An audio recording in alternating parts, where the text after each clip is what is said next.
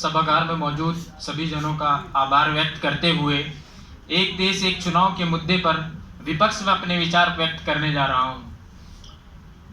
यदि हमारे देश में एक साथ चुनाव होता है, जो हमारी संघवाद की प्रणाली है वो कहीं ना कहीं उससे प्रभावित होगी। और जो योजना पूर्ण रूप से संवैधानिक हो, जो योजना संविधान की संयुक्त संरचना का मुख्य रूप से खंडन करती हो, और जो योजना जनता द्वारा चुने गए जनप्रतिनिधियों को जनता ही के प्रति उसकी जवाबदेही का मजाक बनाकर उसके मुंह पर फेंक दी जाती हो, तो वो योजना विकास नहीं केवल और केवल विनाश ला सकती है।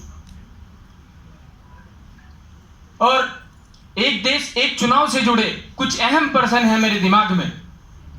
यदि हमारे देश में एक साथ चुनाव होता है, विधि आयोग का प्रस्ताव है, राज्य जो कोई सरकार अगर 5 साल से पहले गिर जाती है या उसके खिलाफ कोई अविश्वास प्रस्ताव पारित हो जाता है और अन्य कोई दल बहुमत साबित नहीं कर पाता, उस स्थिति में राज्यपाल राज्य के अंदर 356 लगा कर रखेंगे। और चुनाव इसलिए नहीं करा सकते क्योंकि चुनाव कराएंगे तो चुनाव आगे पीछे होगा।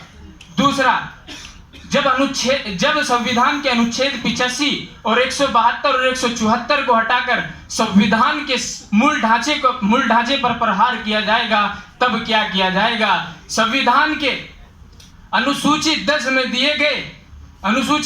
दिए गए दल बदल कानून को हटाकर संविधान को तार तार किया जाएगा, जिसके परिणाम स्वरूप सांसद और विधायकों की खरीद व फरोख्त चालू हो जाएगी। तब क्या किया जाएगा? इस देश में 28 राज्य और 8 केंद्र शासित प्रदेशों में 2044 छोटे छोटे दल हैं जो इस देश की विभिन्न संस्कृतियों का संरक्षण करते हैं। उन छोटे छोटे दलों का क्या होगा? इतना सब कुछ बिगड़ने के बाद मैं कैसे मान लूं एक देश एक चुनाव हमारे देश के लिए बेहतर होगा? और बहुत बढ़िया, ये एक देश एक चुनाव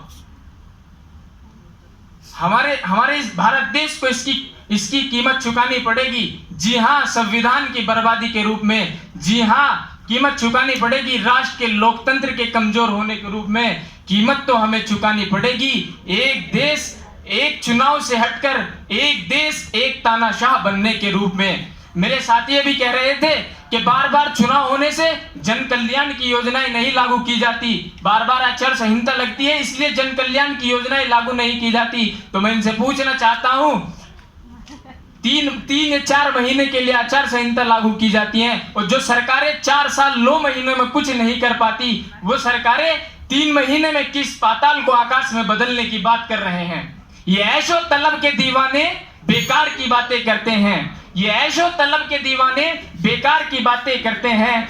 पायल के घुंघरुओं का ज्ञान नहीं, झनकार की बातें करते हैं, झनकार की बातें करते हैं। आखिर में मैं 2 लाइन कहना चाहूंगा कि बात मेरी जात की होती तो मैं सह जाता, बात तो मेरे प्यारे देश मेरे हिंदुस्तान की है जिसमें हम सब की जान बसती है। मैं कैसे चुप रह जाता। जय हिंद, जय भारत, धन्यवाद।